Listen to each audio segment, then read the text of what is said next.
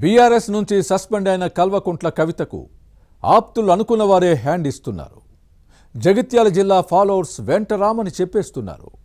ఇన్నాళ్ళు కవిత జపం చేసిన అనుచరులు ఇప్పుడు అక్కవద్దు పార్టీనే ముద్దు అంటున్నారా?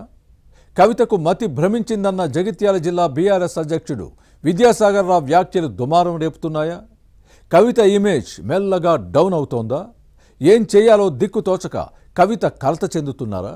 బీఆర్ఎస్ నుంచి సస్పెండ్ అయిన తర్వాత తన పరిస్థితి ఏంటో అంతుపట్టక కల్వకుంట్ల కవిత కకలా విప్లవం అవుతున్నారు.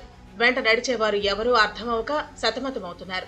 మెట్టినెంటి జిల్లా నిజామాబాద్ లో కవితతో కలిసి పనిచేసేది లేదని చెప్పేశారు. ఉమ్మడి వరంగల్ జిల్లాలోనూ ఇదే పరిస్థితి ఉంది. తెలంగాణ ఉద్యమానికి కేంద్ర బిందువుగా ఉన్న కరీంనగర్ జిల్లాలోనూ ఫాలోవర్స్ దూరం అవుతున్నారు. దీంతో కవిత కలత చెందుతున్నారు. ఒకప్పుడు జగిత్యాల అంటే కవిత అన్నట్టు పరిస్థితి ఉండేది. కవిత అంటే జగిత్యాల అన్న రేంజ్ లో హవా నడిచింది. కానీ ఇప్పుడు ఆ పరిస్థితి లేదు. ఆప్తులు అనుకున్న వారే హ్యాండ్ ఇస్తున్నారన్న ఆవేదన ఈ నేతలో కనిపిస్తోంది.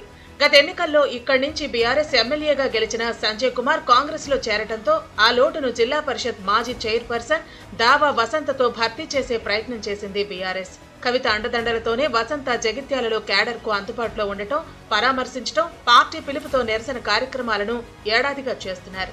అయితే 3 నెలలుగా కవిత స్వరం మారింది. తన తండ్రికి రాసిన లేఖతో కేసీఆర్ కుటుంబంలోని విభేదాలు బయటపడ్డాయి. అంతేకాదు ఇటీవల కేటీఆర్, సంతోష్రావు, హరీష్ రావుపై మాటల దాడిని కొనసాగించారు. ఈ సమయంలో కవితతో ఉన్న వారిపై బీఆర్ఎస్ అగ్రనేతలు నిఘా పెట్టారు. అయినా జగిత్యాలలో కొందరు ఫాలోవర్స్ తెలంగాణ జాగృతి అధ్యక్షురాలి వెంటే నడిచారు. దావా వసంత కూడా కవిత చేయిని వదల్లేదు. ఈమె భర్త సురేష్ కవిత వెంటే ఉన్నారు.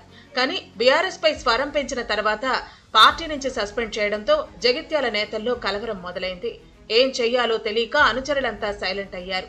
ఇన్నాళ్లు అన్నీ తమకు కవితే అన్నట్లు భావించిన